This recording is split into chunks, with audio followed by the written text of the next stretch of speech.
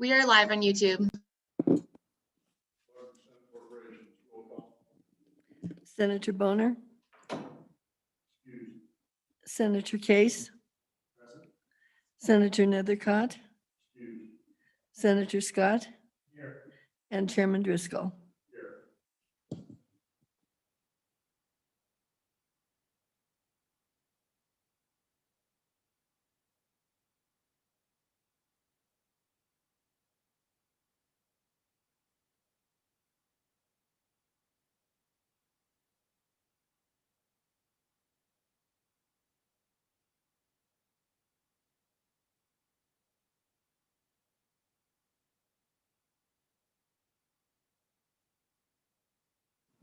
I'm trying to remember, Mr. Chairman, I think this might have originally came to us from the broadband task force, but I'm not totally positive. But in essence, it affects the Wyoming Department of Transportation and our local government entities. It's an attempt to make it easier to utilize right-of-ways. And so the new language, there are only amendments in this bill, 26.813, right-of-way along public ways granted. Fortunately, my bill has every other page. I go from 1 to 2 to 4 to 5. I'm missing page 2. You guys got page 2? I got 1, 3, and 4. Yeah, Page 2 is the heart of the bill. yeah. Come on. Thank you. Well, thank God. Hey, thank you, David. We'll get it back to you, but thank you. Corporations was changed to persons, but the meat is down here on the bottom. Mine's 16, continue the next page. An application for all construction permits, licenses, and authorizations to construct broadband facilities on governmental property or public right-of-ways shall be submitted to the appropriate governing entity as applicable government entity may require. Upon receiving an application as required in this subsection, there's a lot of requirements in this, Mr. Chair. Any necessary permits, license, or authorization shall receive a response, be approved, or be denied by the city department or transportation of the county unless a different period is stipulated by the parties. The city department of transportation or the county shall respond to the application, approve or deny all necessary permits, basically within 60 days. Part B is amended to say, for purposes of this section only and notwithstanding any other provision of law, a communications company, including a cable operator as defined, this is under the federal law about what a cable company is, provided that cable operator provides any of the services listed in the subsection. I think that's making it clear that applies to cable television companies. That's why that's in there. Nothing in the subsection shall authorize communications companies to set or install permanent towers along, across, or under any of the public roads, streets, and waters of the state, or the set communication poles in state mandated right-of-ways. I think that was very important to the Department of Transportation. Also, nothing will be required to be construed to prohibit a city, town, or county from requiring a franchise before issuing any permits, licenses, or authorizations as provided by this section. Section 2, it says that the DOT shall petition the United States government for a blanket easement along the state of Wyoming for rights of way for broadband providers. Section 3 instructs the Department of Transportation to seek approval from the government or the governor to proceed under Section 2. At the end of the bill, Part B, the Department of Transportation shall transmit a copy of this act to the Wyoming Congressional Delegation. It's pretty prescriptive. And shall seek the support. This is to get the blanket right away, Mr. Chairman. And then C, as soon as possible after the effective date is set, the act, the director of the Department of Transportation shall convene an unpaid working group of stakeholders, which may include legislators, federal representatives, et cetera. And if the act is effective immediately. That's the bill. It did come out of the interim. It's an engrossed bill. I'm not sure exactly what the Wyoming House did, but I do believe it had to do with, in part, with establishing facilities within the right of way, including poles, which I understand the DOT didn't want any part of. I'm sorry, that was on the fly. I think there are others here that might be better Well done, Senator Case. Any questions for Senator Case? Thank you. Yeah. Anyone from the public wish to testify? Mr. Chairman, the players were government, YDOT, and the Broadband. providers. Yeah. Mr. Chairman, we do have YDOT in the webinar. Let's go to YDOT ahead of Mr. Reed. Welcome, General. Well, Mr. Chairman, members of the committee, a fine morning to all of you. For the record, Luke Reiner, Director of Department of Transportation. Chairman, Senator Case did a good job of running through the bill. For us, we have a good working relationship with our broadband companies and meet the timelines that are really prescribed in on the bottom of page 2 and the top of page 3. There was some amendments in those timelines on the House side, and we're fine with that. In terms of the effect on YDOT, certainly you picked up on the top of line 4 and access to the right of way. We work hard to keep and fully support expansion of broadband in the state of Wyoming, and really understand how important it is to us throughout the state. Where we focus on that is in lateral installation of buried fiber, and work closely with companies to do that, with broadband companies to do that, and have been successful doing that using really a policy we call, dig once, so that we get in there, we put in a bunch of conduit, and then we can put cable through there. We were not in favor of putting up a bunch of poles in the right of way. The right of way, as defined in other places in statute, we're required to keep it to a minimum size, and we don't buy right of way to really facilitate a bunch of other vertical structures. And there's a lot of safety issues involved in that, specifically when you start talking about having to get into the right of way with a vehicle to service the equipment that's on that communications pole. So that was the amendment we requested there, and it was adopted.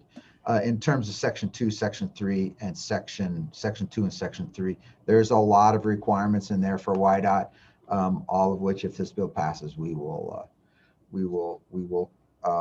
complete.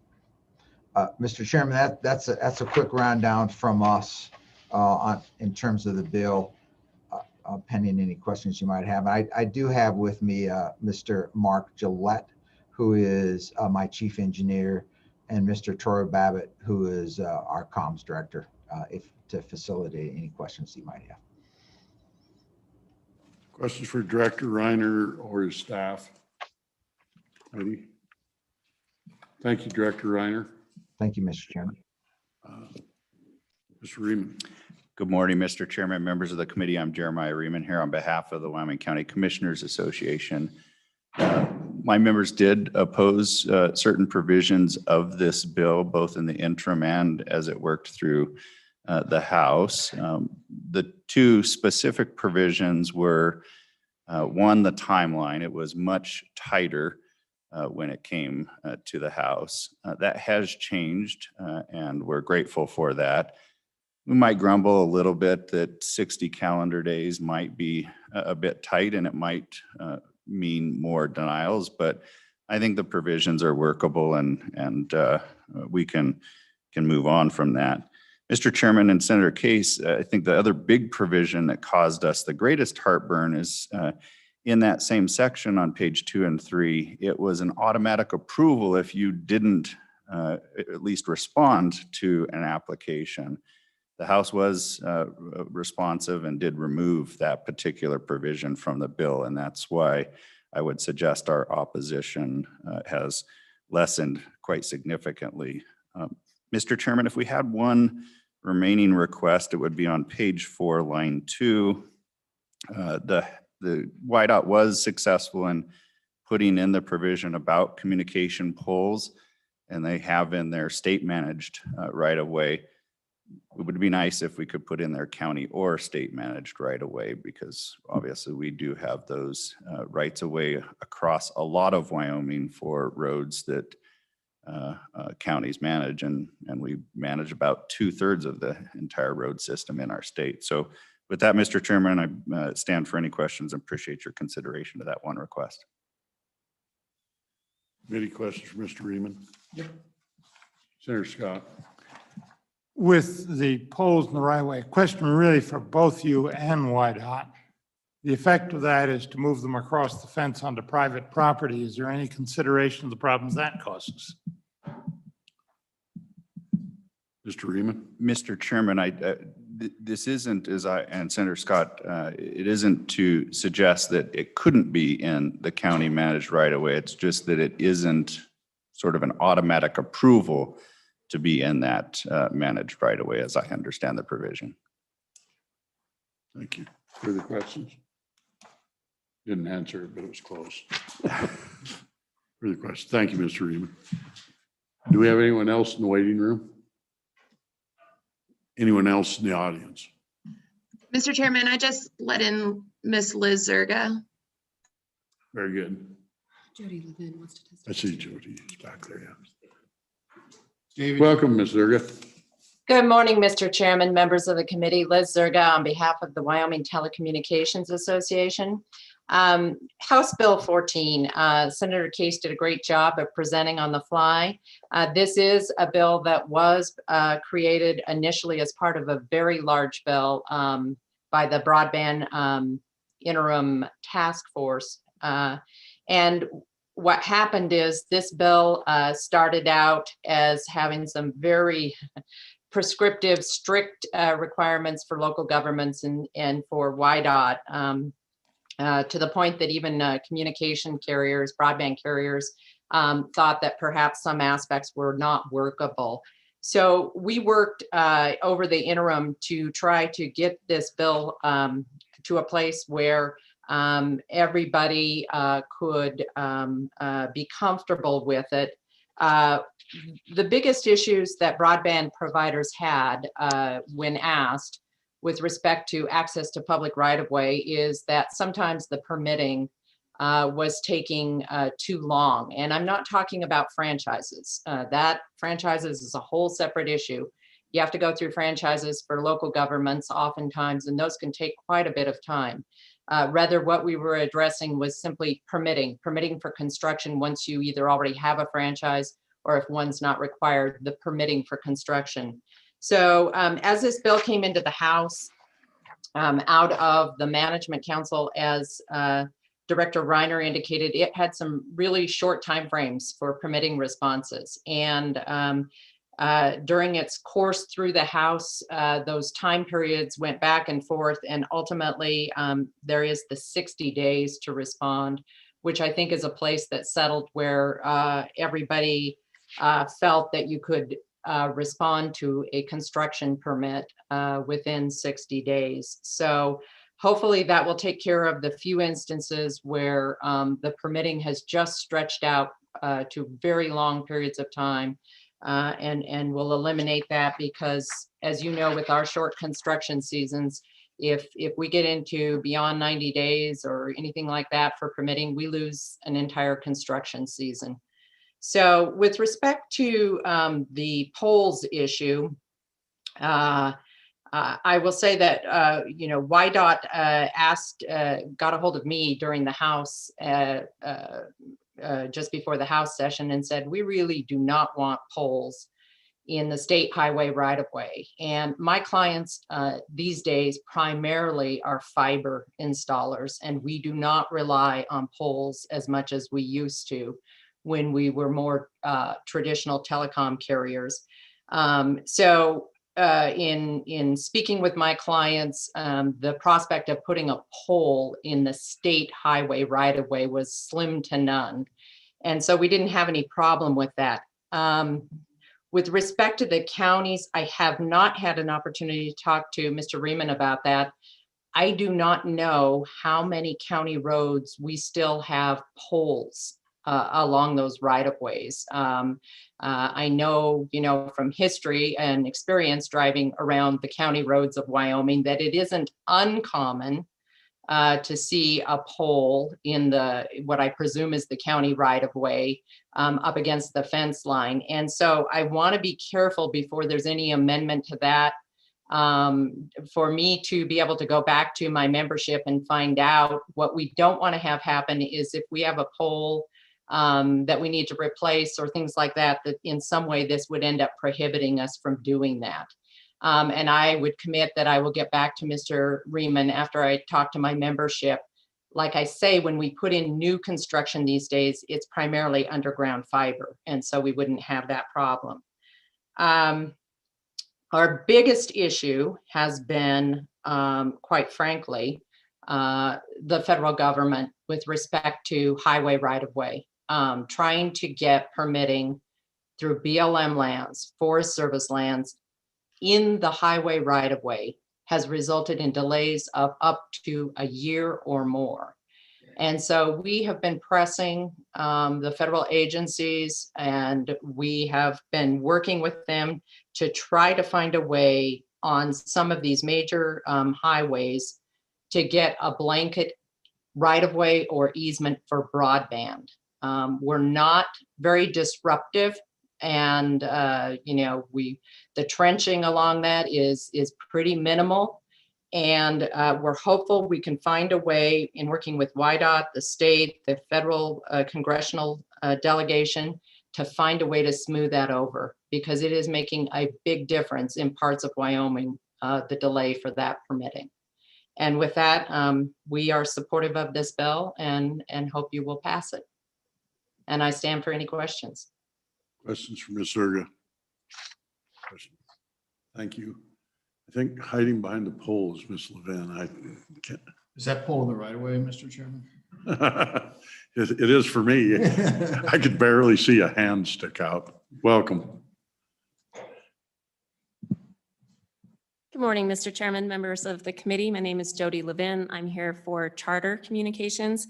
Just very briefly to explain the language that you see on page 3 in subsection B that addresses the cable operator.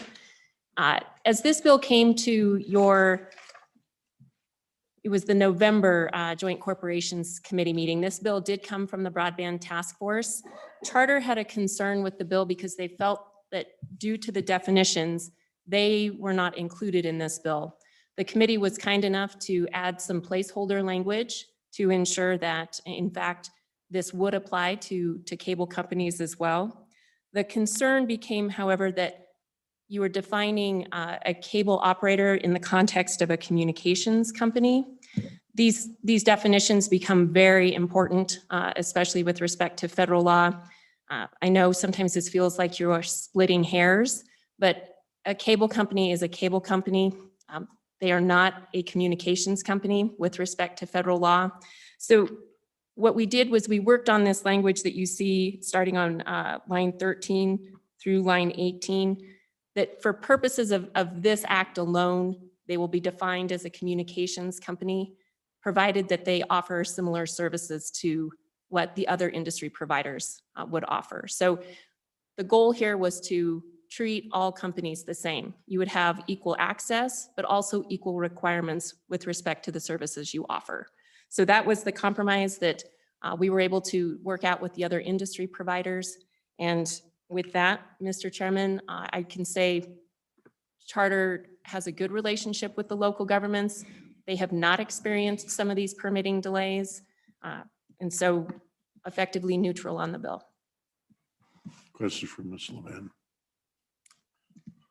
Seeing none, thank you very much. Thank you, Nice Mr. job. Chairman. Any more testimony in the audience? Please proceed.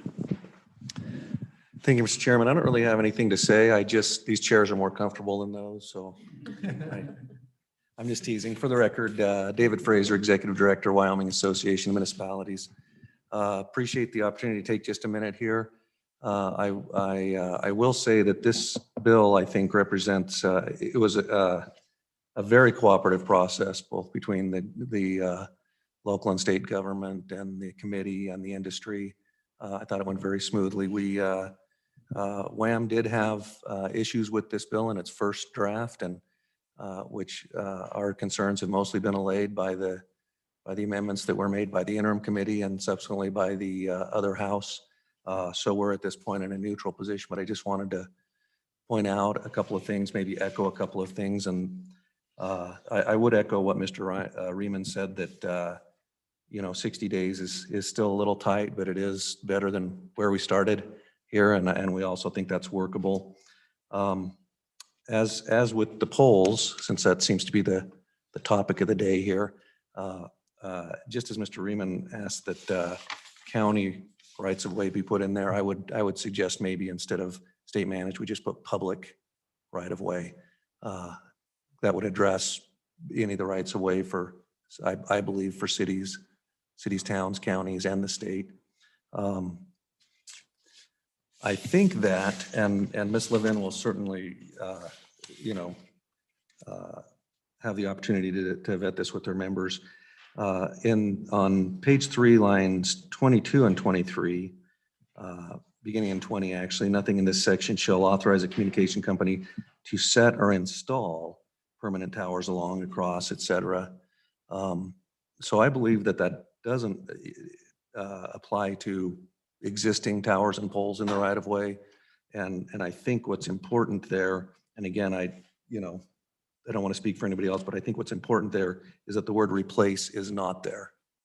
So I would interpret this to mean that you could replace an existing pole. I don't see anything here that would require you to remove an existing pole or would keep the parties from agreeing even to future polls. I think this just indicates that can't be done. I think it's inferred unless agreed otherwise by the parties. And then the last thing I would indicate, which I hesitate to even bring up because I want you to ignore it, is section 1. Well, let me just say page 4, beginning on line 4, that nothing shall be construed to prohibit a city, town, or county from requiring a franchise before issuing any permits, et cetera. And this was actually a suggestion that was made by the industry that be in there. It's also very important to us that be there. As you know, we had a very long process of kind of agreeing on our how we would handle rights of way and franchise agreements in previous sessions. And I think it's important to us that this not upset that. I think it's important to us, and I won't speak for the industry, but like I say, I think that was suggested by the industry. I think it's important to all of us that this bill not upset that apple cart. With that, I would stand for any questions and then go back to my uncomfortable seat in the back. Question for Mr. Frazier. Question, Ms. Frazier. Thank you, Ms. Frazier. Thank you. Any further testimony in the audience? Any further testimony in the audience? Do we have anyone online? Mr. Chairman, there's no one currently with their hand raised online. Very good. Public testimony is closed. Committee, what is your pleasure? Bills have been moved. Any amendments?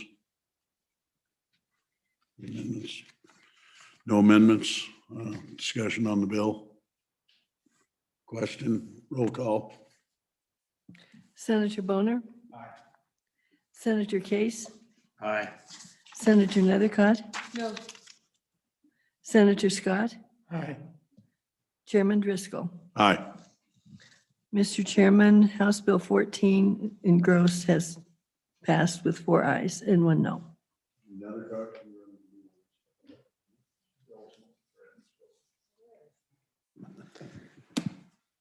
All right, Senators, we'll move to House Bill 39.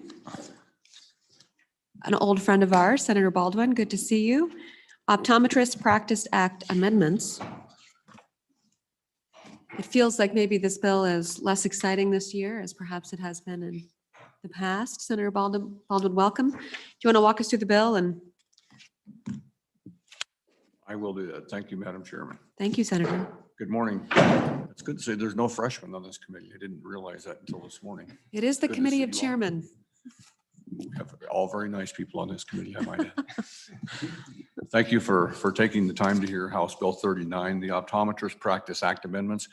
I'm going to rush through this a little bit. You've all heard this before. There's a few subtle changes, and I'll try to talk those through to you and show you what changes in this act. We've seen this at least twice before. It's a good bill, not a good little bill. It's a good bill. I do have a doctor who's online to testify. He's rescheduled his surgery until 9 o'clock, so I'll try to get through so we can get him on and let him testify. Senator Baldwin, would you like us to hear from him now? Sure. Wonderful. What is his name? Dr. Schaefer? Dr. Schaefer?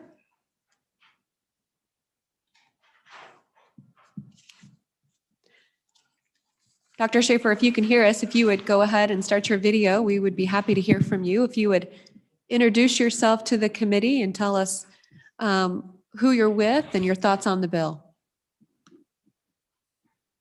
Welcome, Dr. Good Schaefer. morning. Good morning, Mr. Chairman and Ms. Schaefer.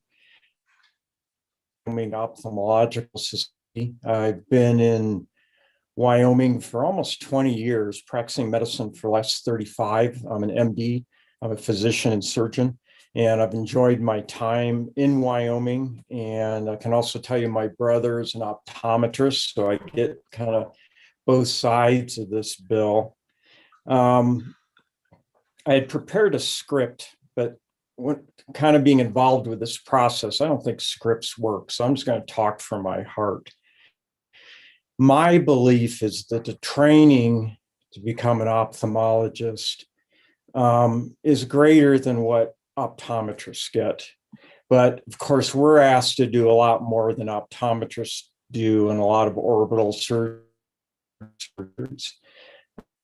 Currently, at some of the top optometry schools in the nation, they are trained in the procedures that this bill authorizes, but they do it on a model and not on human beings. And it's somewhat limited. I'm sure they're very good at it on the model, but the example is to be a pilot. You go through a lot of training as a pilot, and you also go up in an airplane, which is kind of like operating on human beings. And you're the co-pilot watching the pilot teach you how to manage complications and other problems. And we feel that the training on a model just isn't enough to manage these complications. We had hoped to have a mediated meeting with optometry, and that didn't happen. You should have information of the letters between myself and the president of the Optometry Association. My wish is that somehow we could still get together with them and try to mediate some kind of compromise where we're both happy. That would work. That would probably involve not passing this bill this year, but I still think that's something we can do together, and everybody in Wyoming would benefit. It's been said that the optometry can do surgery in the national VA system. That has changed in the latest presentations. Their latest directives have shown that they can't do that now. So just to kind of keep the record straight on that. We've always worked with optometry. We still want to work with optometry. Again, my brother's an optometrist, so I know his training and he knows mine. But we just feel that the kind of the pilot co-pilot example exemplifies that the training is a problem unless you're doing it on human beings and you can manage all the complications. The bill cites these as, it doesn't really cite it in the bill, but it's been said that they're easy procedures. Well, they're all easy until you have a complication. And that's the difference in our training is that I'm trained in office to handle all complications from any type of procedure I do. And those complications usually happen, when you least expect it. And for me, I saw it in my training as a resident and learned how to handle those. And you just don't get those on model. So I respect optometry's position on this, respectfully disagree coming from my side. So if there are any questions for me, I'd be happy to answer them. And I appreciate you getting me early. Absolutely, Dr. Schaefer. Any questions for Dr. Schaefer? Seeing none, good luck at Thanksgiving, Dr. Schaefer. We appreciate hearing from you and you taking the time this morning. All right, back to you, Senator Baldwin. Okay, thank you very much. Thank you. Thank you, Madam Chairman. Excuse me, I appreciate that. What I'm going to do is just going to give you a brief overview and then we'll walk through the bill real quick. There's some folks here in the room that are much smarter than I am on this topic and can answer a lot of the questions that were brought up here in this last testimony. So if you would, we'll go through it step by step, but I would tell you that this bill is to update the Practice Act for optometrists. Hasn't happened in 25 years. That's a significant amount of time in medicine, any kind of medicine. Times change, things change, and optometry certainly is not an exception. Their training has changed, their skills have changed, and frankly, it's time that we need to update the statutes to match that training and their education and their skills. What this bill would do is allow qualified optometrists, and that's an important phrase, they're qualified optometrists. They have to show these skills and demonstrate these skills through testing and through CME, continuing medical education. Specifically, injections inside the eyeball are specifically prohibited, and we'll go through that more specifically in the bill. Currently, 21 other states allow the procedures that we're talking about in this bill, as well as the prescription privileges. One of the things that will come up is a prescription of hydrocodone, or better known as Lortabin to the layperson. About 4 years ago, the regulations, the federal legislations through the Drug Enforcement Agency changing hydrocodone from a class 3 to a class 2 narcotic. Specifically in the Practice Act before, optometrists were prohibited from doing class 2 narcotics. However, with that change, they do use hydrocodone to an extent after procedures on the eye, usually for a limited amount of time, but they do use hydrocodone. In this bill, we bring that back in and allow them back prescription privileges for only hydrocodone, not for other class 2 narcotics. There are several, but that's one of the things we do. And as you'll recall, we passed legislation, I believe 2 years ago, when we did some narcotics and opioid legislation that required some continuing medical education for anybody who prescribes narcotics. And that they were included in that. They're required to have those hours of continuing medical education, which is important. Narcotics are a dangerous thing, and they, like all other medical providers, are required to go through that CME to be able to do that effectively. You'll notice when we go through the bill that it has inclusions of what they specifically can do, and then there's several pages of exclusions of things that they cannot do. Those are spelled out very directly. Optometrists are licensed doctors, and I'm going to allow them to explain their undergraduate work and their graduate education. They can explain it better than I can. I can tell you about PA training. They can tell you about optometry training. It's significant. They have extensive undergraduate and medical education, including a 4-year doctorate program and an accredited school of optometry. And as with all other medical professionals, they're required to take national boards, and then they have accredited continuing medical education that they have to take periodically to stay current with everything that's going on. As I said, there's always a lot of changes in any medical field. Related fields, dentistry, podiatry, they all do certain kinds of surgery. They don't do all the kinds of surgery that a medical doctor does, but within their fields, they do surgery as well. Optometry will be the same. They don't do things that involve general anesthesia. The word surgery is an interesting word, as we've heard in the legislature. With some other medical terminology, surgery can mean something as simple as taking off a mole. It could mean something as simple as taking off a wart. So surgery involves a lot of things. When a common layperson thinks of surgery, they think of an appendectomy, or they think of, a valve replacement in the heart. And that's not necessarily what surgery is. Surgery can be something very small and involves a wide range of things. And some of those things optometrists can do. Okay, and they've trained to do it, they're skilled to do it, and they will do it. If you can, let's just walk through the bill real quick. A lot of these on the tail end of this are just corrections and renumbering. But if we start on page 2, and I'm on the engrossed bill.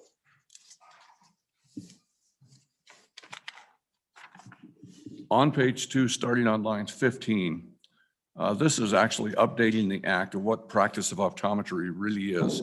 And without getting too detailed, it tells you, it's the eye exam, diagnosis and treatment of diseases, measuring range of vision, glasses, ordering labs and tests, prescribing medication, pre-op and post-op, and 3 specific laser procedures. Does the YAG laser to do specific ophthalmic procedures? And I would tell you too that like surgery, the word surgery, laser has a wide range of meanings as well. Laser, when I was a kid, I watched the Sci-Fi Channel, and laser meant something that you shot the bad guys with. That's not what laser is. Laser is a little bit more complex than that and has a lot of applications. But they can do 3 surgeries: a YAG laser for a capsulotomy, a peripheral iridotomy, and a selective laser trabeculoplasty. I hate it when I have to say big words. Trabeculoplasty. And if you can say that, you win extra prizes. So that's what page 2 and 3 are, specific inclusions. And then if we go to page 4, we go to the exclusions. And we're not going to read through all those. If you go to page 4, page 5, page 6, there's quite a long list of exclusions. And these are things that specifically optometrists cannot do. And that's very specific, and it's intentionally specific, as these are things that are included in the practice of ophthalmology and not by optometry. And that was a concern when we first brought this bill 2 or 3 years ago. That was one of the concerns, and we've been very careful to spell that out. On page 7, you'll look and just some renumbering issues there. It talks about intravenous injections, but this is all old language. It's already in. Moving to page 9, we go to the use of certain drugs. And this is drugs that have to do with the treatment of ocular disease. And you can see all the things that are crossed out there included there. This is where the class 1 and class 2 narcotics were at, right on line 19, page 9. That was a specific thing there. There's a number of new medications, including steroids, both oral and topical steroids, which are now used that weren't previously used. We've just changed that language. If you go over to line 10, we allow optometry for the prescribing of hydrocodone or hydrocodone containing pharmaceutical agents. Lortab contains not just hydrocodone, but it contains Tylenol, or acetaminophen, trade name Tylenol, generic acetaminophen. And the final change that's big on here is on page 10. We changed the Board of Optometry to include 2 more members, and that includes a member of the public and a medical practitioner, making it a little bit more wide-ranging board. Can address a number of much wider interest. And you'll have to accept my apology. I'm trying to read Representative Summers' writing, and it's very difficult to read. And he's not a doctor. You could be a doctor. He did stay at a Holiday Inn. Oh, no. And then if you finally go to the final part of this, a lot of this is just updating the language in the act that hasn't been updated for 25 years, starting on page 11, line 22. Some of these things, like the name of the boards that they take, and some of the names and specificities are just updates, things that have changed in 25 years. You can imagine a lot of things change. Our hairstyles changed, our education changes, and necessary changes are needed in the board language here and in the board on the statute concerning optometrists. With that, I think that's a good brief explanation of everything this bill does. Essentially, it brings the practice of optometry up to date. It's been a long time since it's been brought up to date. It needs to be brought up to date. It's doing it safely. They learn new things in school. They practice new things in school. They practice new things in the field. Simply the art of optometry and the practice of optometry have advanced, and statutes have not kept up with that. And to further the care and make more readily available across the state, in 22 of the 23 counties in the state, there's optometrists. I can tell you there's not near that many ophthalmologists. These folks here can tell you how many there are, but the care of folks in rural Wyoming is severely limited. And with the passage of this, we can make some of that care available. There's going to be care that they still need to go to an ophthalmologist for. They're going to have to go somewhere to get it. But this makes right now available a lot more things that they can't get now, that they have to travel out of state. or to a long distance to another part of the state, we can save that. We can keep some of those rural folks home and let the qualified, good caregivers, the optometrists, provide care for them. With that, I'd stand for any questions that you've got and let these smart folks behind me answer questions. Question for Senator Baldwin. Senator Boner. Thank you, Mr. Chairman. So you've mentioned other states have expanded their, the act for optometrists. Do you know if we pass this bill as is, where we would fall? Would this be a one of the more expansive policies in terms of what we allow optometrists to practice? Would be in the middle, would be still pretty restricted? Where would we fall within when it comes to other states? If you Actually, and these folks behind me can answer that better than I can, but I actually think we fall a little bit on the low end. There's still a lot of things that we're not including that are included in some of the other states. And some of Representative Summers, there's 21 other states that provide these procedures. Some of those, or most of those, most of our directly surrounding states, with only one exception, allow for all these, but 21 other states are now allowing these things. And we're either in the middle or on the low end of what's, so we're kind of behind the ball. You know, it's hard to catch up. Maybe 25 years from now, after we pass this, we can catch back up again. And we're all very familiar with Practice Acts. We know how this works. We see a lot of these. Follow up. And yeah, just follow up. Have there been any issues in those states which have expanded the scope of practice for optometrists? Or you heard a lot of horror stories. Just wondering if they're actually true. Yeah, Mr. Chairman, Senator Bone, as far as I know, there have been no complaints. There's been no, files of accidents or anything against any of the states. And they're against some of these other folks, but I don't believe there's been any complaints or any incidents filed at all. Further questions for Senator Baldwin? Page 13, line 19. We need to revisit tag sizes.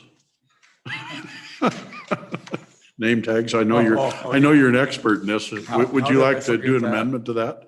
Yeah, and that's that. You're all familiar with that because we saw that in a previous act earlier this session, and that's a concession with Wyoming Medical Society to provide for, and it's exactly the same as you heard on the other Practice Act. The name tag, it's somewhat smaller than your head size, and identification of when that ophthalmologist is going to be in that practice, identification on the wall of who is actually practicing there, and that they're an optometrist, they're not a brain surgeon, they're not an ophthalmologist. All those identification features, which eventually I suppose we're going to see something like this in most practitioners' acts. So who's working on you. Is it the aide? Is it the, is it the surgeon? Who is it? That's what that is. And I apologize for not including it. Shit.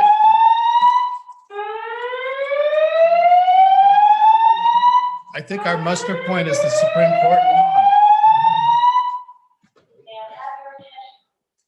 May I have your attention, please? Oh, you've got it now. There has been a fire alarm reported in the building.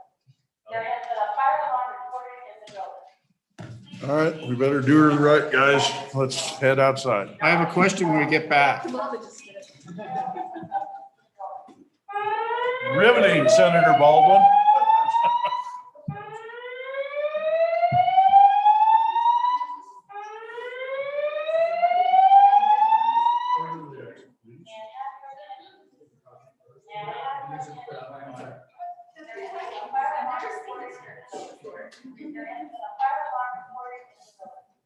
Not a fire reported in the building, but a fire alarm reported in the building.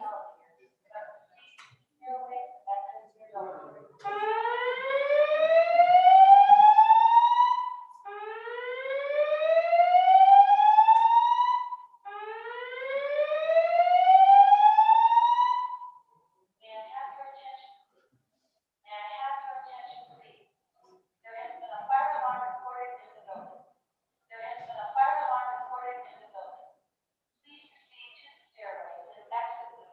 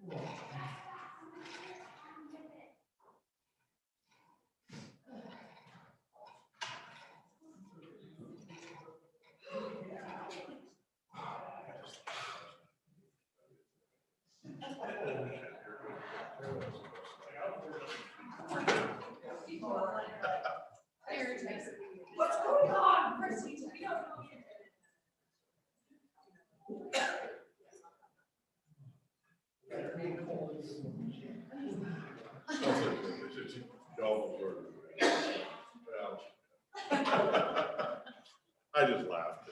I wasn't much different. The horse guys got hold of me and then the gun. Yeah, way rather. So we end up now. He's fun, Who's that? right? He's normal, right? Oh, by the way, you said he told us you, but they are not grading any of their flag. When I asked him, I think I should ask him. He's close. What's done last night, which I was in the corner, I said, all guys need a question. Where are we?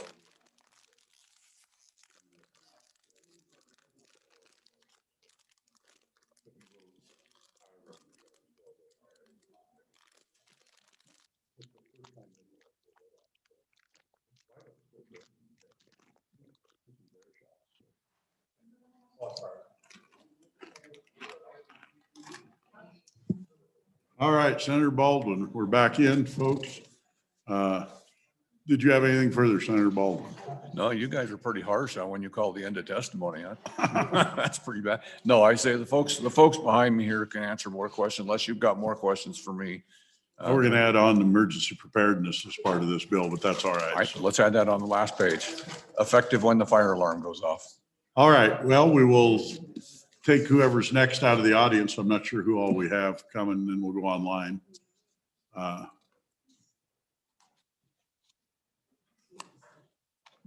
Welcome to Senate Corps. There we go. Mr. Chairman, members of the committee, thank you for having me today. I'm Kobe Ramsey. I'm president of the Wyoming Board of Examiners in Optometry. As the Board of Optometry, we are to ensure patient safety and set forth requirements as it relates to licensure and discipline of an optometrist and the regulation of the practice of optometry in Wyoming. We take these duties very seriously, and as members of the board, we are duty bound to protect the citizens of Wyoming, ensuring their safety. And as the president of the board, when the statute passes, my instructions to the members of the board are to develop stringent reporting guidelines and regulations that will include didactic requirements, proof of hands-on mastery, and disciplinary repercussions for those with less than exemplary performance. The requirements we have discussed will ensure that doctors who choose to perform these procedures are vetted and trained. Thank you, and I'm here to answer any questions you may have. Excuse me, what was your last name again? Ramsey, sorry. Mr. Ramsey, I'm sorry. I usually write the name down. I didn't catch it. Questions for Mr. Ramsey? Dr. Ramsey. Mr. Doctor's good. Okay. Questions for Dr. Ramsey? All right. Thank you. None. Thank you. Do we have anyone in the waiting room? I think we have a surgeon that we're holding surgery off on. We already heard from him. Okay, we did. Okay, very good. Okay. Welcome.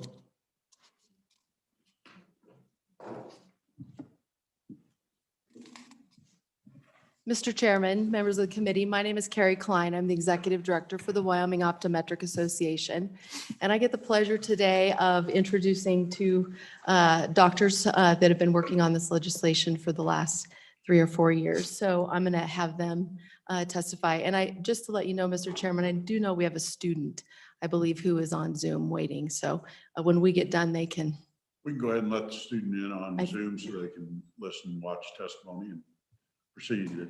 So yes, Dr. Day and Dr. Knapp.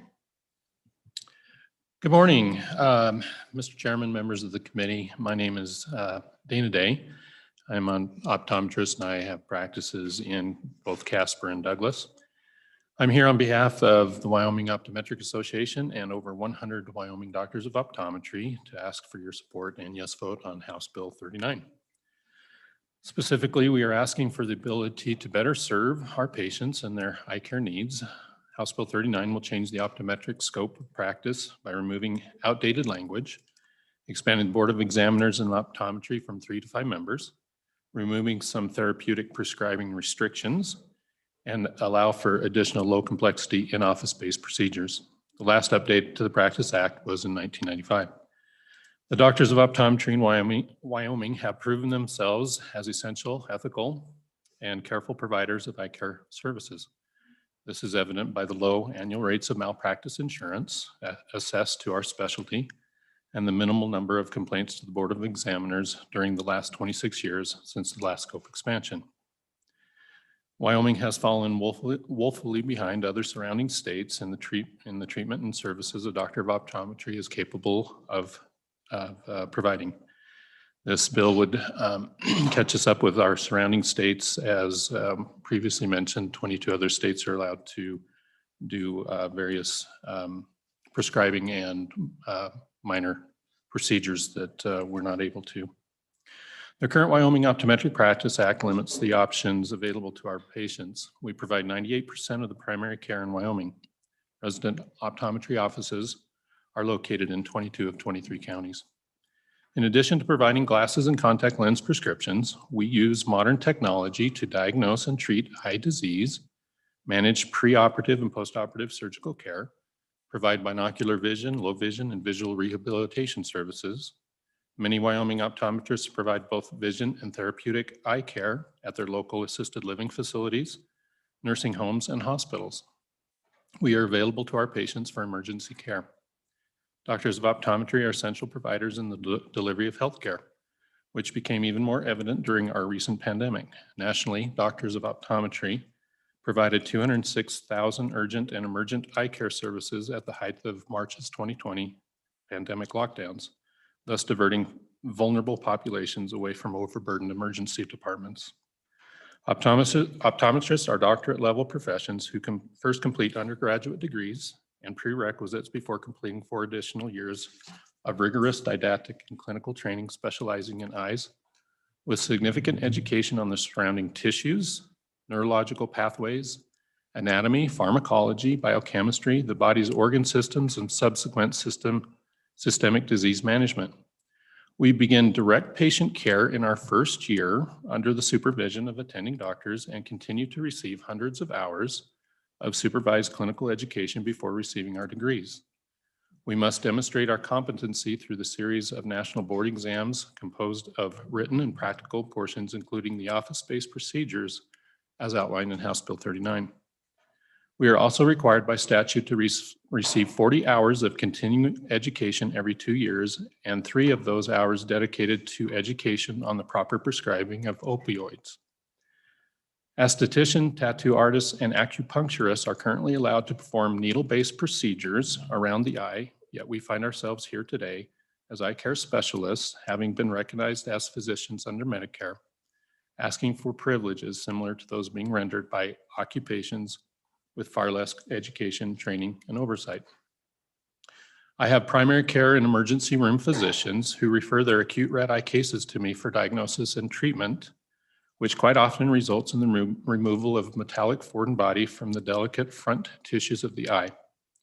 This, like other low complexity in-office procedures that we currently perform, are considered by surgical procedure to be surgical procedures by coding and billing. Optometrists can and already perform surgery. House Bill 39 will allow for 3 non-invasive laser procedures. These are performed with topical anesthesia, take just a few short minutes, and do not require an operating room. These laser procedures, they're outlined in this bill, would put Wyoming at number 7 of the states that currently allow for laser procedures for optometrists. Oklahoma, Kentucky, and Louisiana combined optometrists have performed over 100,000 laser procedures in those states, and those boards have not received one complaint to their regulatory boards. Learning to perform these procedures is based upon the many years of education that resulted in a Doctor of Optometry degree. Certification in the use of laser equipment through fully accredited continuing education courses follows the same medical model that all practitioners use when a new procedure is added to their field of interest. Certified continuing education is required every year for license renewal and serves to ensure continuing diagnostic and didactic proficiency. Changes to healthcare, such as a new medication or new technology to diagnose or new ways to provide care to a patient, is a constant. Healthcare professions such as optometry, dentistry, physician assistants, or nurse practitioners were all created by legislative bodies such as this to better serve the public need.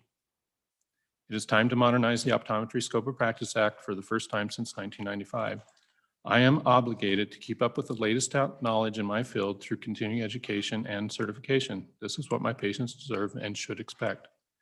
Because Wyoming is so rural, we know that access to specialized care is a major challenge. House Bill 39 will increase a patient's access to additional eye care services delivered locally. Our patients will be able to receive these services locally versus having to travel large distances in or out of state, which increases healthcare costs. We are overseen by a governor-appointed board of examiners who provide accountability as set forth requirements for patient safety and professional conduct. Having positive outcomes for our patients are critical to a successful practice. Please vote yes on House Bill 39. Thank you again for your time and consideration. I'm happy to answer any questions.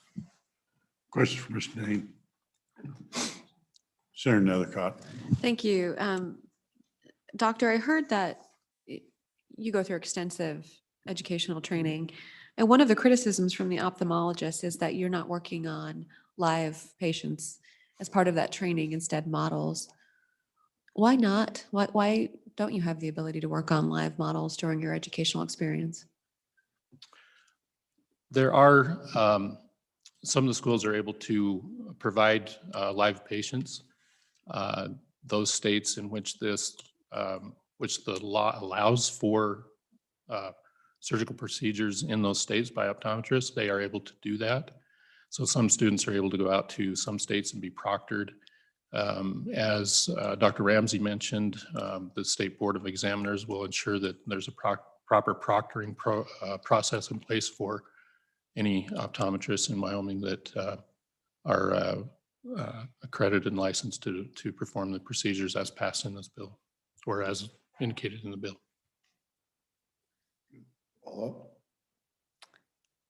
Yes, Mr. Chairman. Just to illustrate the criticism, the point. So the reason why you're not able to train on live patients is because you're not lawfully allowed to. Well, yeah, I mean,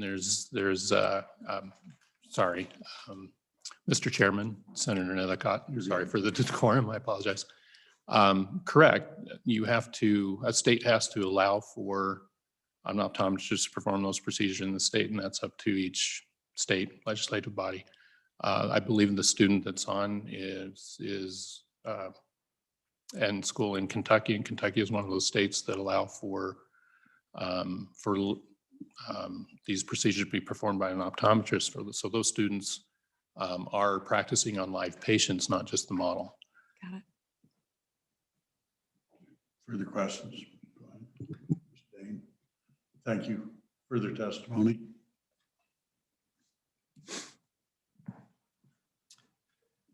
Chairman, members of the committee, my name is Dr. Jeremy Nett. I have practices in Cheyenne and Pine Bluffs. We serve Southeast Wyoming, Western Nebraska, and Northeast Colorado. Just quickly wanted to touch on the Veterans Administration note that the ophthalmologist had spoken about. In August of 2020, the VA rescinded a directive prohibiting optometrists from performing laser procedures in their facilities. Currently, ophthalmologists are the only providers that are able to provide those services in the VA system. But we believe by rescinding that directive, it provides a pathway for optometrists to gain accreditation to perform those procedures in the VA health system. Question. Thank you. We have one online, a student, correct?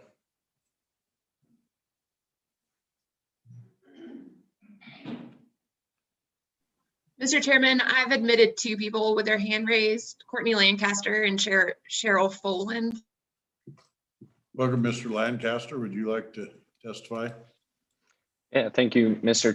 Chairman and members of the committee. Yep, my name is Courtney Lancaster. I was born and raised in Rock Springs. My father is a coal miner and my mother has worked in different secretarial positions. I am currently finishing my 3rd year of optometry school here at the Kentucky College of Optometry, or otherwise known as KICO. I chose to attend KICO because of the potential it possessed for me to learn the full scope of optometry. Here at KICO, we are not only educated in basic medical and optometric sciences, we are also instructed in advanced procedures that an optometrist is able to perform.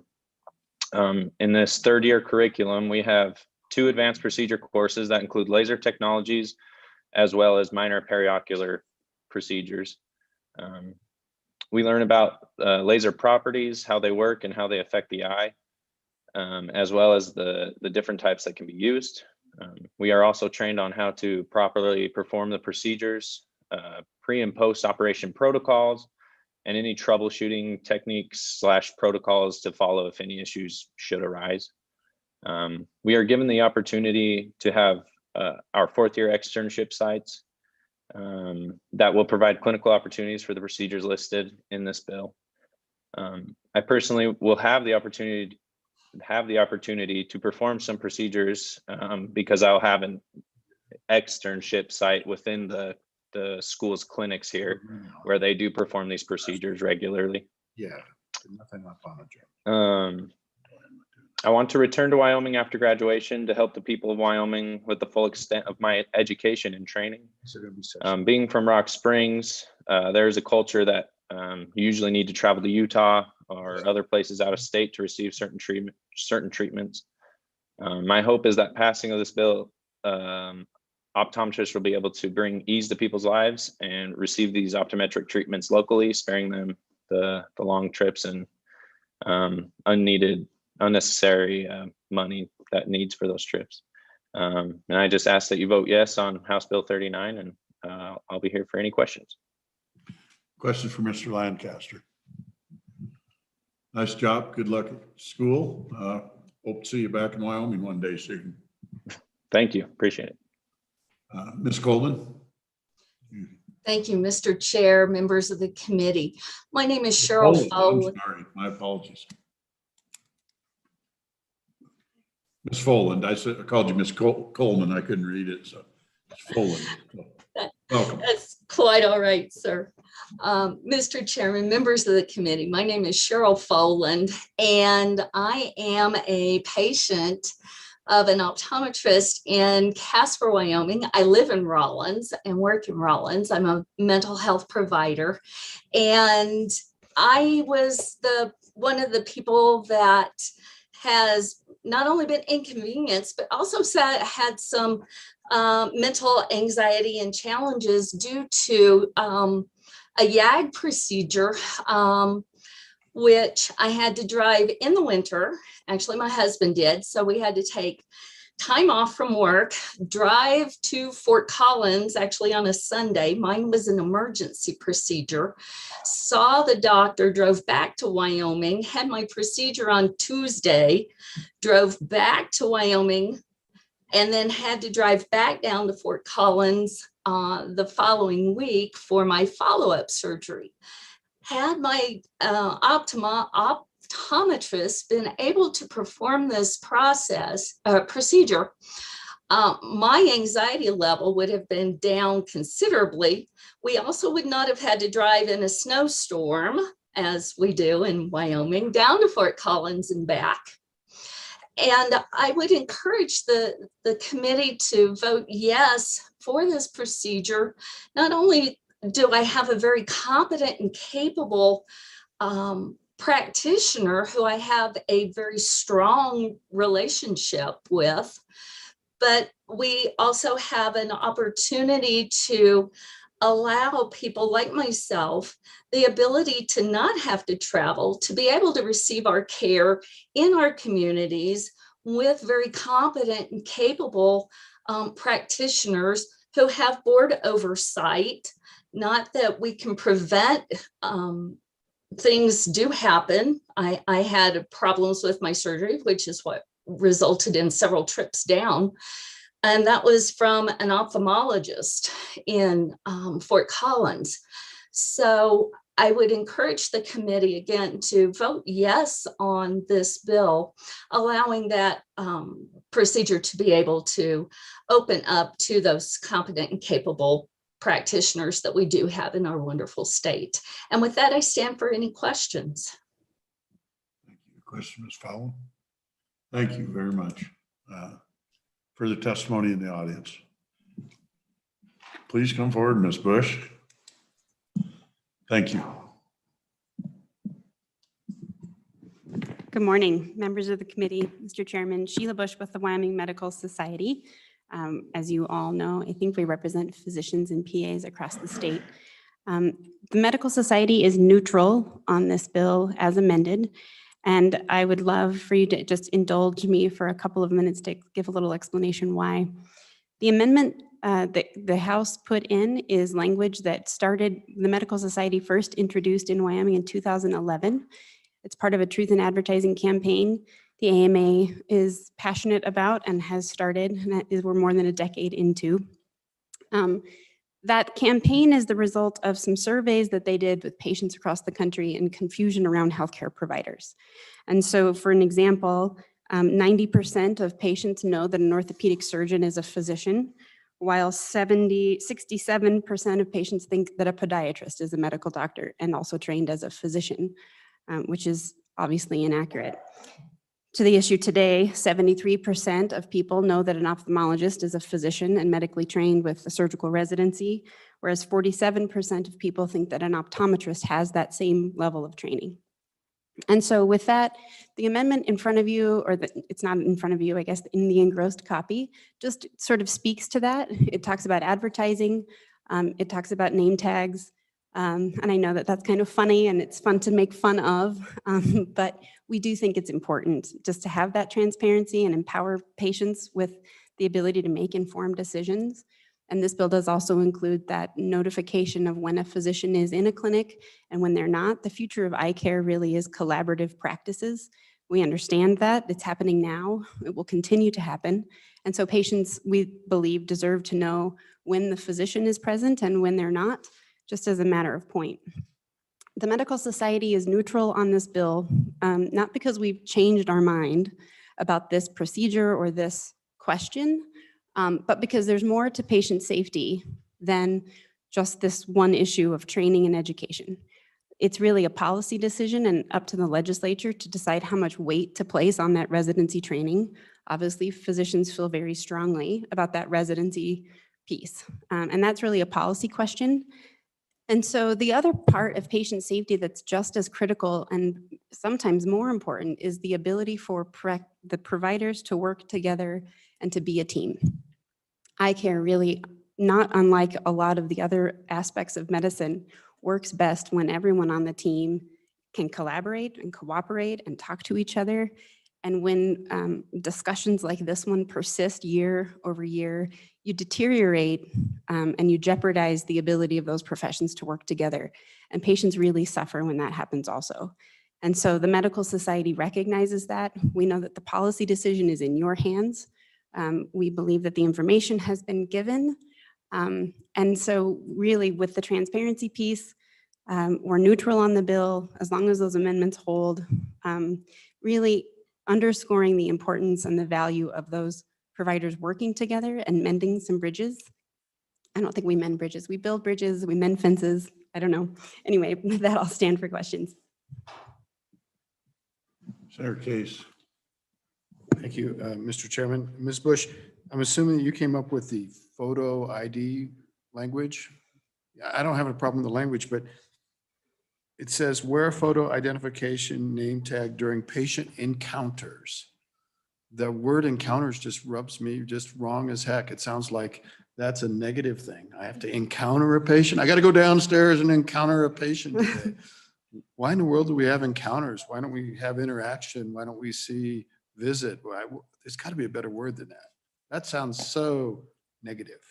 Ms. Bush. Mr. Chairman, Senator Case, I did not just come up with it. I'm at the mercy of a lot of smarter people than me helping me with the language, some of those in our own LSO.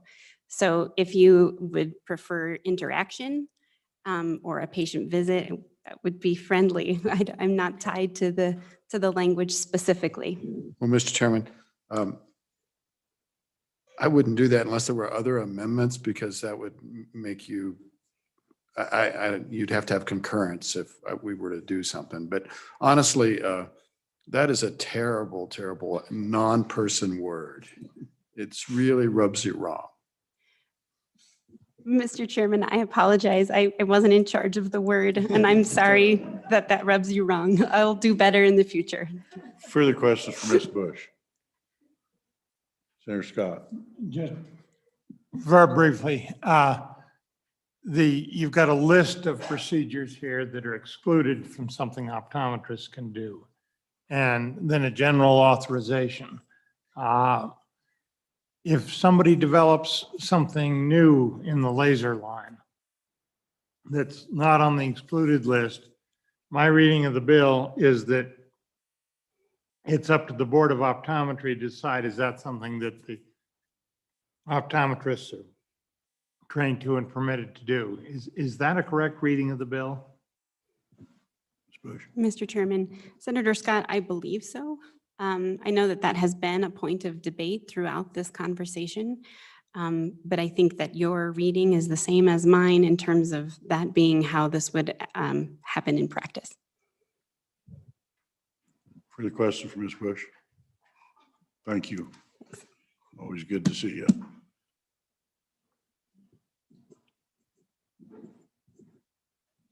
Over, Mr. Frazier. Morning, Mr. Chairman. I'll be brief. I want to start by, I guess I should start by identifying myself. My name is Mike Smith, and I'm privileged to represent the Ophthalmological Society here in Wyoming today. And I want to thank the committee and the optometry team for accommodating Dr. Schaefer's time schedule this morning. And we very much appreciate it. In the interest of time, as I mentioned, I'm not going to give a statement, but I just wanted to address a couple questions that came up. The question came, Mr. Chairman, about where this bill would put Wyoming as far as the ranking of states. And I'm not 100% sure on the difference in my numbers, and I'll commit to checking them. But my understanding is this would make Wyoming the 6th state to allow the combination of these 3 expansion elements that we have before you: the injections, the scalpel surgery, and lasers. So again, not sure where the 21 number comes from, and we'll commit to getting back to you if I'm incorrect on my point, but that's where the information I have is that we would, this still leaves Wyoming kind of on the lower tier as far as that being the 6th state.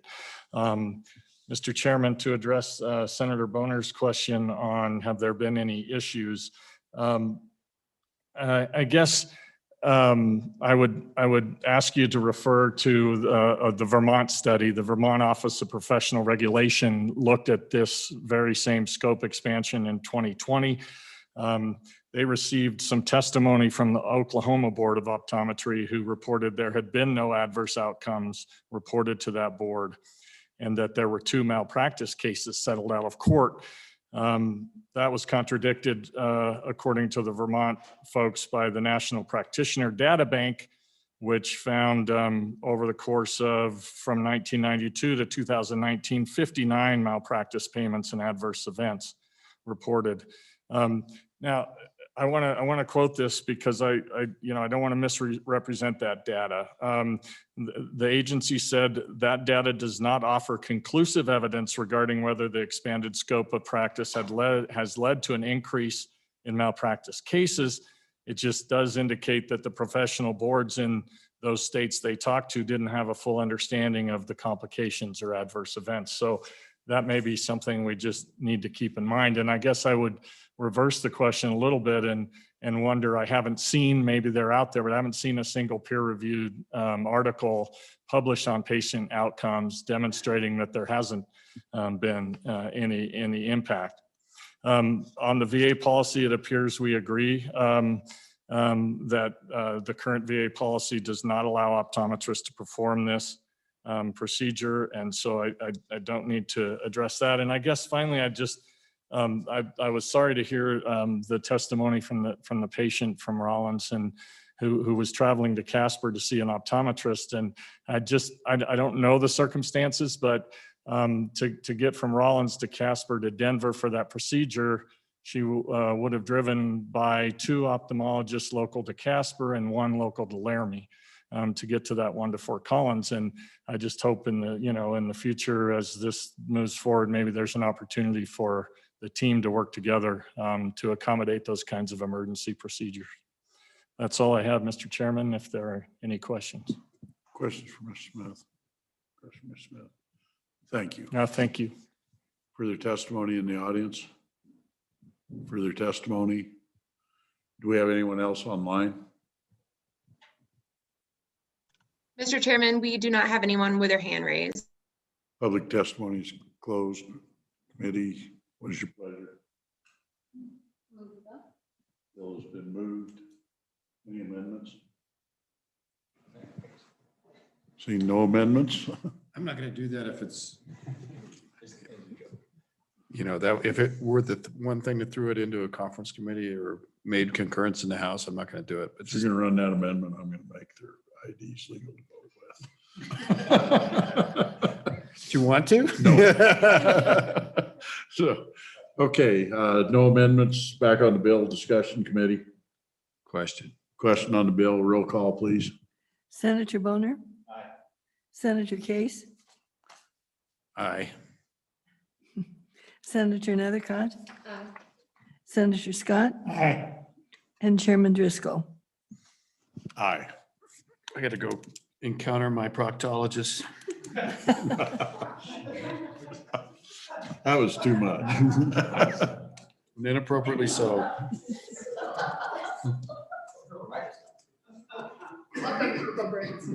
Do we announce the vote? Mr. Chairman, House Bill 39 passes with 5 ayes.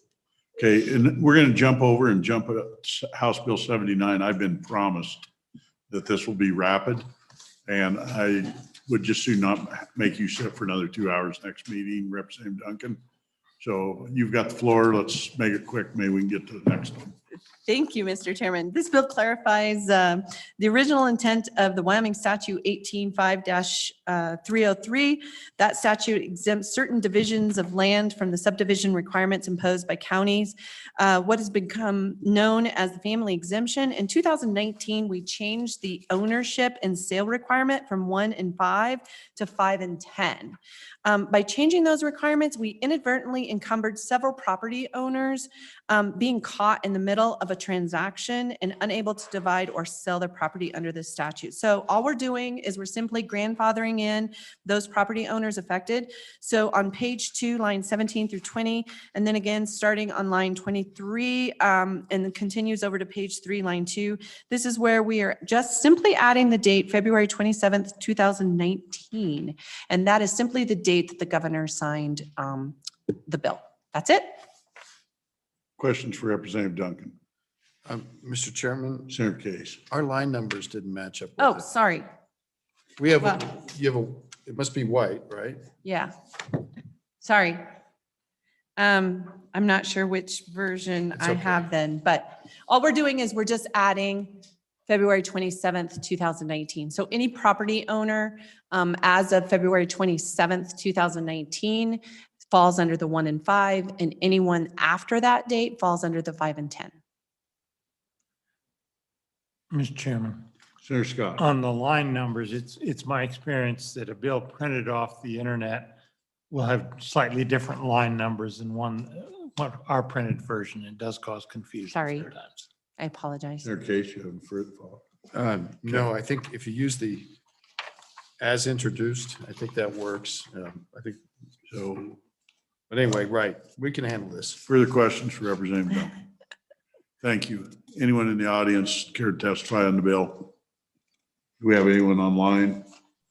Mr. Chairman, no one has their hand raised at the moment. Okay, public testimony is closed. Amendments? Move the bill. Amendments? No amendments. Question on the bill?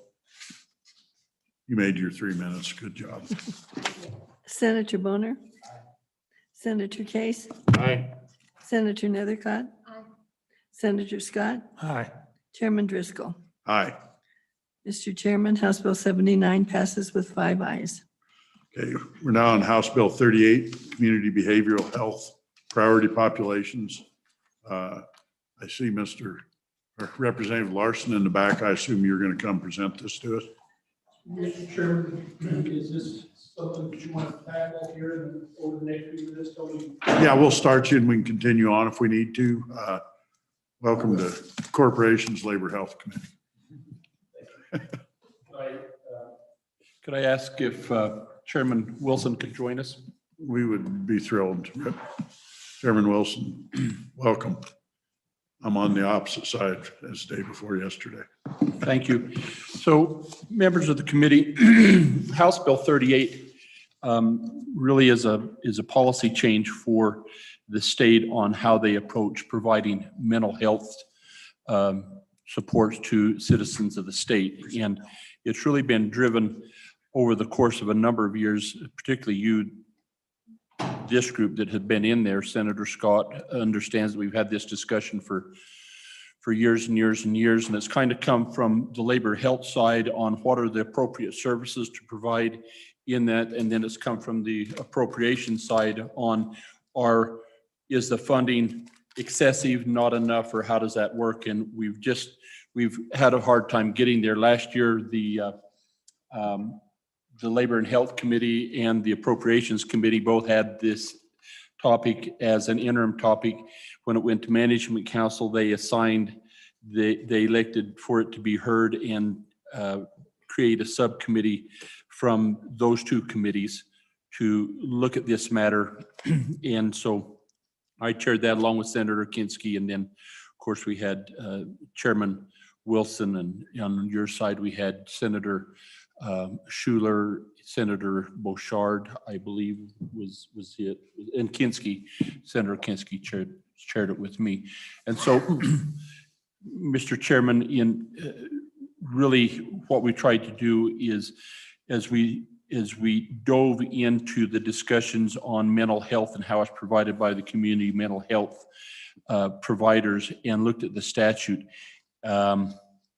and if you tried to find out what the policy of the state was, you'd be hard pressed to do that.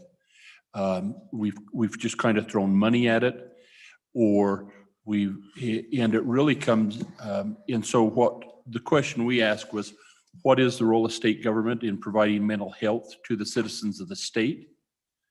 And as we approached that, and we had the Department of Health work with us as well as the community providers, we went through some fairly, what I thought were interesting exercises, and they were done separately. And we within the Department of Health, and then again separately within the provider group, and then within our subcommittee, we had an exercise, and we said, so if you lived in this world and you said, who are you going to provide, who are the most important populations to provide mental health to, what would they be, and then to rank them?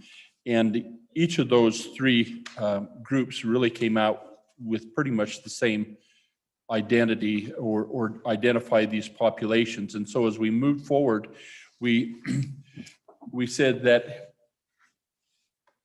adopt kind of the policy that the role of the state in providing mental health services to citizens of the state are to provide it to those, is to prioritize a list rather than have a general access, which is the model that we have right now. And so we established a priority list of populations and said that the state would fund these priority populations through the community mental health services and devise some outcomes. Now, the effort that we're making in this process is similar to what we've done when we looked at the state health facilities, that we're going to establish a policy first, and then over the interim of this next year, we have instructed in the bill the Department of Health and the stakeholders to come and look at the policy and say, this is how we would implement it, come back to us next year with any final rules, and then implement it in 2022. So it's kind of a two-step place, but we figure that once you establish what the policy is, then it's easy to determine how to fund and where to fund and what to fund. So, Mr. Chairman, if you're ready, I'll take you And maybe I might just ask my, my good colleague from the House if I've missed anything pertinent to this point. So, Mr. Chairman, what I'd like to do on the bill, if I may, is to turn to page 9. If you would, if you're ready to go through the bill, Mr. Chairman. We are. Okay, if you'd, I'm sorry, if you turn to page 10. And there's 2 sections in the bill that we're going to cover. We're going to cover most of it's in 35, which is the Department of Health's role in providing these services to the state. And then we also tie in Title 25, particularly on the gatekeeping component of what, I don't know if you guys adopted a new name for that this year or whatever, but it's to conform that exercise with these priority populations. So, and the first part of the bill goes into Title 25, but I want to come back to that. But if you look on page 10, when we identified the priority populations, Mr. Chairman, if you'd look at the bottom of page then, where it says it means a person is determined by the department who falls into one of the following categories. And those people who are state level justice involved, non-state justice involved, families at high risk, adult with mental illness, adults with severe mental illness, indigent clients needs, and general access needs. And the reason that that's important is because when we went through the exercise, when we says, what would we expect the state to do?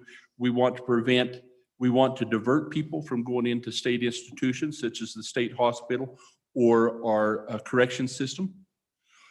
And we want to prevent recidivism back into any of those state institutions. And that's done as they are released. And then that would also take place as they continue to be in the community, making sure that they receive medical services, stay on their medication, receive counseling to make sure that they're stable in the community. And then we also bring in a component, meaning the families at high risk, because in the those populations that are handled by the Department of Family Services who may have had an adjudication or who may just have been referred to the Department of Family Services really are a priority to make sure that those families stay together and try to divert them to juvenile facilities. And then adults with acute mental illness. And so we said that was the intent of these populations. And then we implement, we define those populations, Mr. Chairman, going back and starting on page 5 up to page 10, where this is at in page 11. I'm happy to go through those or answer questions, but in the sake of time. Representative Larson, real quick, were these defined in statute before and we're redefining, or this is the first time in statute? Mr. Chairman, there was we brought over the definition for community mental health centers that was somewhat in Title 25. It was not in 35. And so we honed that a little bit and put it in 35 and then make reference to it back in 25. And then the others, adult with severe mental illnesses, and the others are new definitions that we're adding. Thank you. That's all I want to know is. And then you'll see in the bill as you go through there, we also update language, which we always do. Thank you. Proceed. So then, Mr. Chairman, we move on to that. If you would flip over to page 15 of the bill and come down to the bottom of page 15 where it says prioritize the delivery of funded populations under Roman 9 there, and come over to page 10, it talks about 3 different tiers. And the tiers, if you'll keep your finger on page 10, 10 and 11, and that it refers to and tells you what populations are in what tiers.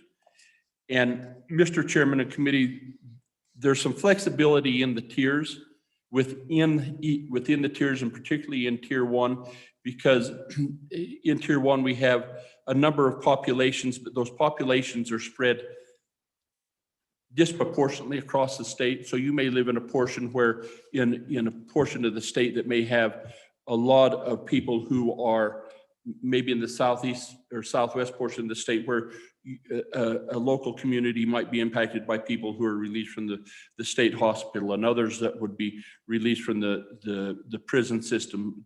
And so for those community mental health providers, they're going to be able to say, this is our top population over another. And then what we're going to do is then reimburse the community mental health centers based on the services that they provide to these populations, not to a general access coming in through the door. Now, the community mental health providers can have their doors open. Anybody can come in that wants to come there and receive any services. But the state's model for reimbursing them now will go to this priority population. Okay.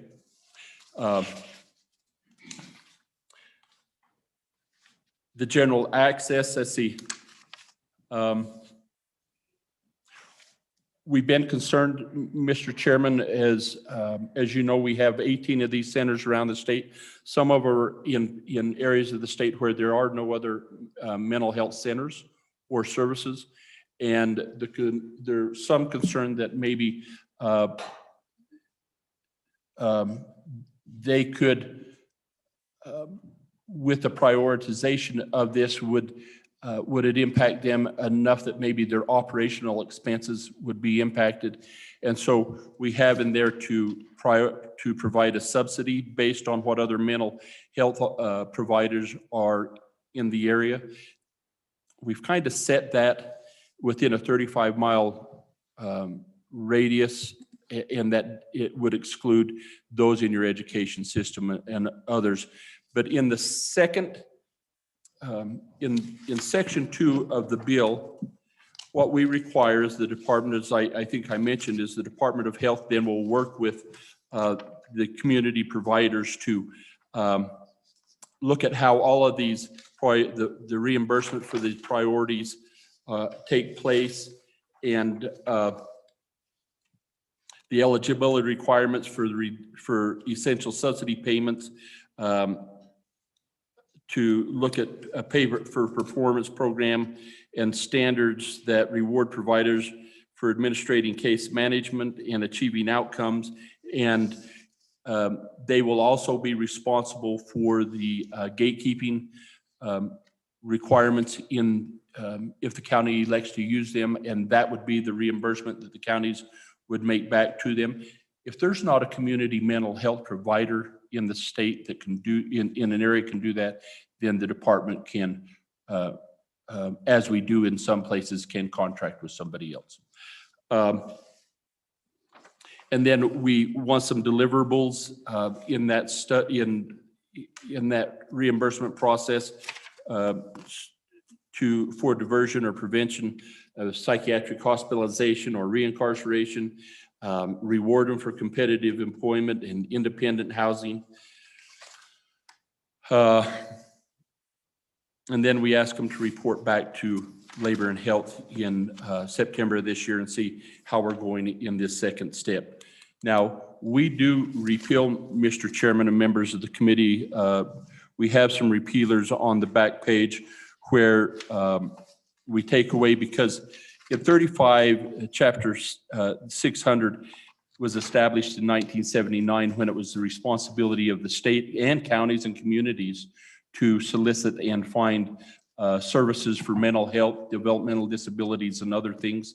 And so there's some of these repealers that are these sections that are antiquated, and we get rid of the 35620B Roman 4 would have required the Department of Health to review and comment on federal grants.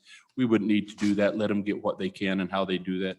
620B Roman 5 requires new and evaluation of old programs under the Act. That's unnecessary as we have the bill drafted. 620B7 to maintain patient records and confidentiality, and in Roman 8 to prescribe eligibility standards. Those are all federally required now.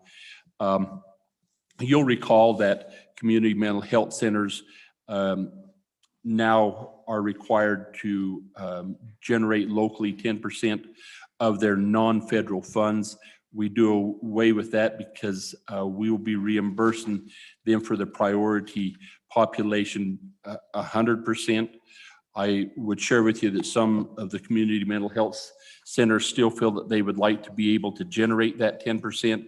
I just don't know how you do that if you're reimbursing them and how they predict what that amount will be, because that population will vary a little bit. Representative Larson, we're going to have to quit. We're got to have time to get there. So we look forward to the next apologies, meeting. break it off. Committee, get your questions ready for Chairman Wilson and Representative Larson, and we will take this up again on Thursday morning. I dang near made it through. I got that. I very much appreciate your work. I'm sorry for the people that were here to testify on it. The fire alarm got us.